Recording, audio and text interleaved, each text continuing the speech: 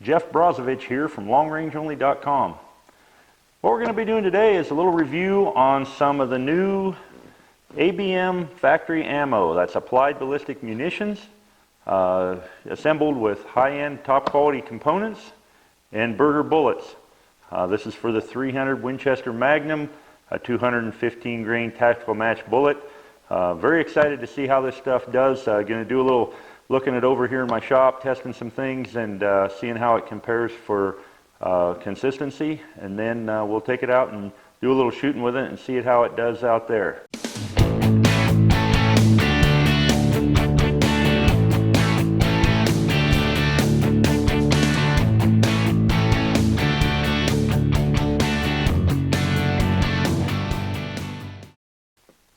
So our first test here in the shop is going to be, I want to see how this stuff weighs up.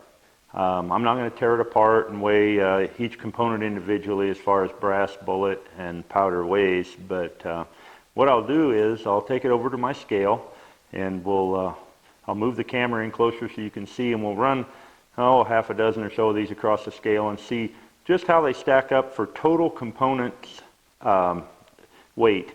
And that will be, I'm expecting some pretty good size variation, a few grains probably, because brass tends to vary that way.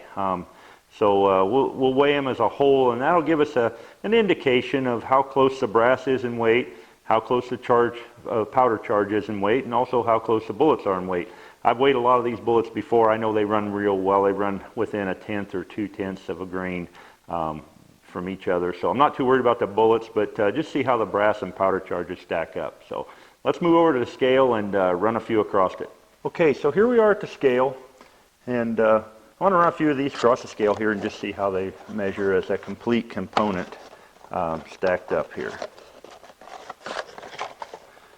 Okay. The first one measures 513.0 grains.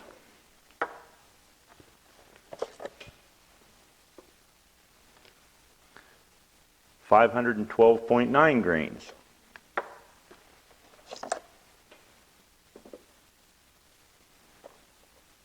512.9 grains again.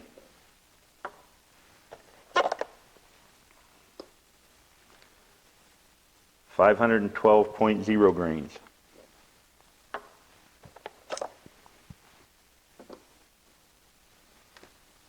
512.8 grains.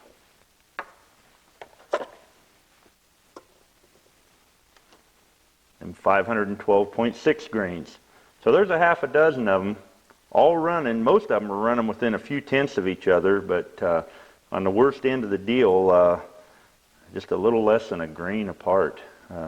Pretty impressive. Okay, so for our next consistency test, let's check out the seating links. I've got my bullet comparator here on my digital caliper. Let's take them same 6 bullets. I'll move the camera in closer again so you can watch, and we'll measure them up for seating depth to see how consistent they are in measurement. Okay, so I got my caliper all ready to go here. I'll zero it and we'll get started. First bullet measures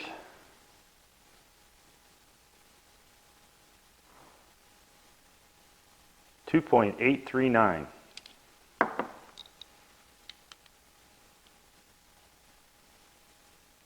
2.8385.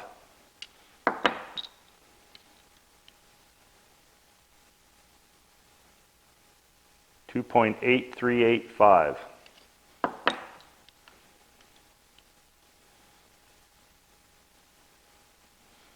2.839.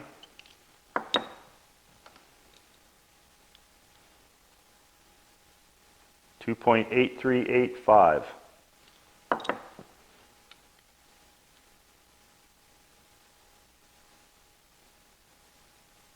2.8375. So I'm trying to use the same amount of tension on this, but if you've ever done this measurement, you know that just a little bit extra push with your thumb can change it, a half thousand or so. But I tried to be as consistent as I could, and that's really impressive. That's as close as I could probably load them. That's getting pretty good. So now let's take these things out, and I'm going to shoot a few of them, and we'll see how they shoot. So I took 2 different rifles and went out to my 100-yard range, and I started shooting groups. What I found was these bullets at the worst end were averaging on a 3-shot group at 100 yards around a half MOA, which is pretty darn good. I didn't spend a lot of time. I wasn't on sandbags. I was just using a bipod and a rear rest, and shot my groups at 100 yards. I have them right here in front of me. I've cut them out of the targets. The 2 groups were from the same rifle here. These were consecutive groups. I shot one right after another. So I'll bring the camera in and zoom down on these, and hopefully you'll be able to see the kind of accuracy I got. Best group being .380, worst group being .56 MOA. So take a look at these groups.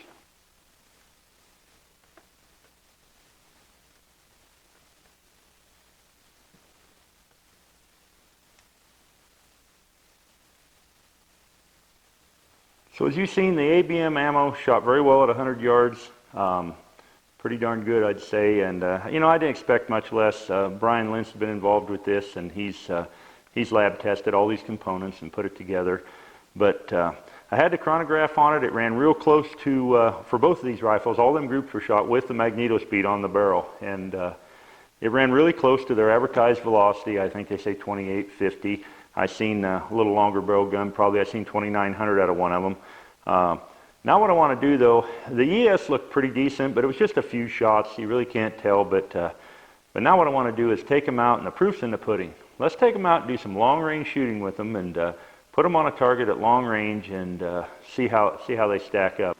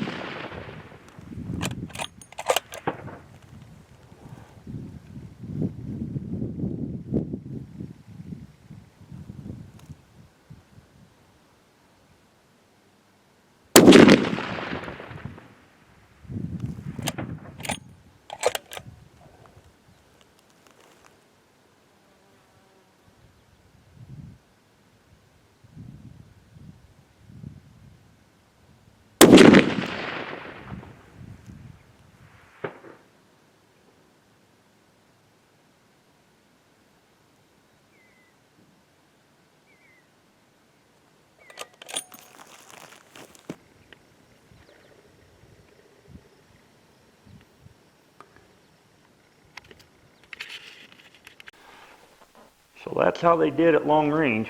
I always say the proof's in the pudding, and when you can stack them in there like that at 872 yards under field conditions, what can I say bad about this ammo? It's passed every one of the tests above my expectations.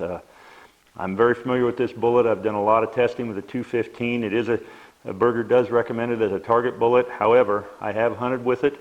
I will continue to hunt with it. I've killed numerous elk with it. Antelope out to 1,300 yards. So this is, like I said, to me, this is pretty exciting ammo. I'm a 300 Winchester Magnum fan. To be able to open the door here and offer factory quality ammunition that you can go out and buy, because not everyone wants to get into hand loading. You know, it's a big commitment to get into hand loading. And you can go out and buy a factory ammunition like this that'll shoot to a half MOA, even at distances of 872 yards, and I'm sure farther.